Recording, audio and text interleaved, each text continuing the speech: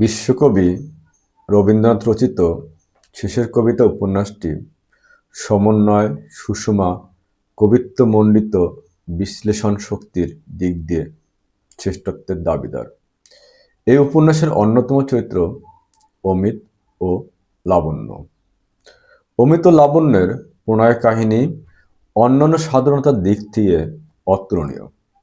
অমিতের একটা সদা চঞ্চল, প্রতাবন্ধন মুক্ত, বিচিত্র লীলায়িত প্রাণহিল্লোল সত্তা আছে। তার সমস্ত তাই তার সমস্ত চিন্তাভাবনা ও কর্মপ্রচেষ্টা এমন একটা নিত্যশীল গতিবেগ আনে যা আমাদের পদার্থিক জীবনযাত্রার সাথে কোনোভাবেই মেলে না। জীবনে প্রেমের প্রথম আবির্ভাব বসন্ত বায়ুর মতো হৃদয়কে ফুলে ফুলে ভরে তোলে। শেষের কবিতা উপন্যাসেও অমিত ও লাবণ্যের ব্যবহারিক জীবনে এটাই প্রতিফলিত হয়। অমিত লাবণ্যের প্রেমে চিরচঞ্চলতা, বিপুল গতিবেগ, নিয়মিত কক্ষাবর্তনের মধ্যে আটকে থাকেনি।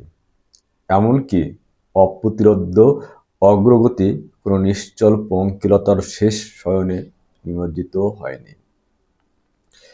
অমিতের বাধাবন্ধনহীন উদ্দীপ্ত প্রেমের আহ্বানে সাড়া দিতে বাধ্য হয় লাবণ্য। যে প্রেমে আছে লঘু চপলতা, অস্থির উত্তেজনার মধ্যে ভাবাবেগের গোপন স্থিরতা ও সুদূর প্রসারী কল্পনা লীলার দীপ্তি। পথ বেঁধে দিল বন্ধনহীন গ্রন্থি, আমরা দুজন চলতি হওয়ার পন্থী। রঙিন নিমেষ ধুলার দুলাল, পরাণে ছড়ায় আবির গুলাল। উড়না উড়ায় বর্ষার মেঘে, দিগঙ্গনার নৃত্য। হঠাৎ আলোর ঝলকানি লেগে ঝলমল করে চিত্ত।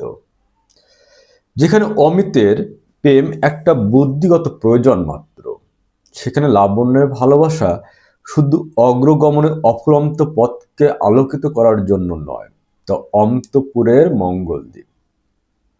দুই বিপরীতমুখী চরিত্রের প্রেম, ভালোবাসার সংঘাত, তর্ক বিতর্ক, মনস্তাত্ত্বিক টানপোড়েন নিয়ে অজয় হয়ে উঠেছে রবীন্দ্রনাথ ঠাকুরের এই বিখ্যাত উপন্যাস শেষের কবিতা।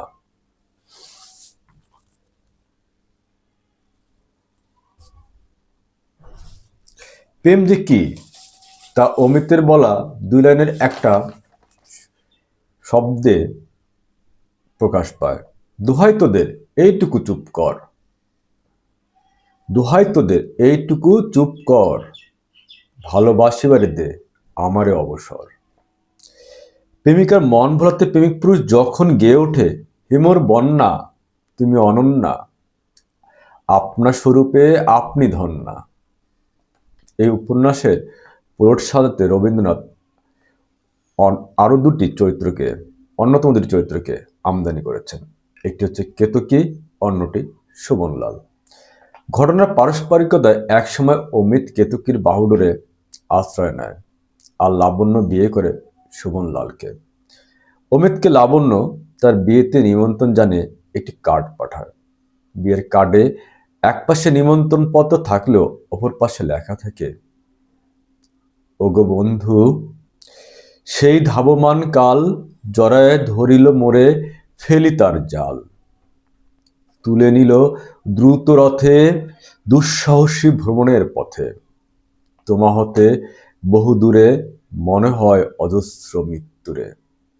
পার হয়ে আসিলাম আজি নবপ্রভাতের শিখর চূড়ায়, রথের চঞ্চল বেগ হাওয়ায় উড়ায় আমার পুরনো নাম।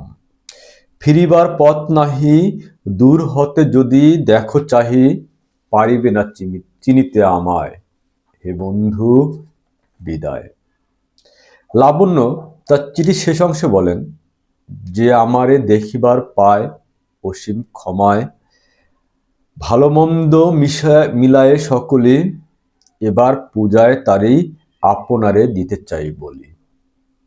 তোমারে যা দিয়েছিনু তার পেয়েছ নিঃশেষ অধিকার, হেতা মোর তিলে তিলে দান, করুণ মুহূর্তগুলি গণ্ডূষ ভরিয়া করে পান।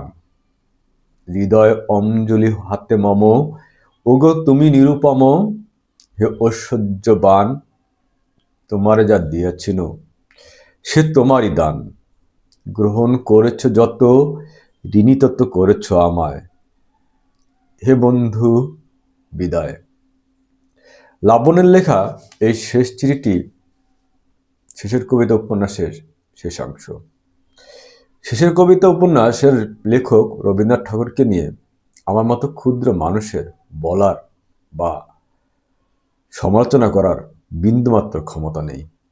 তাই এই উপন্যাসের কোনো চরিত্র, কোনো ঘটনা, কোনো কবিতা অংশ বা কোনো কিছু নিয়ে সমালোচনাবিহীনভাবে আমি আমার এই পাঠ্য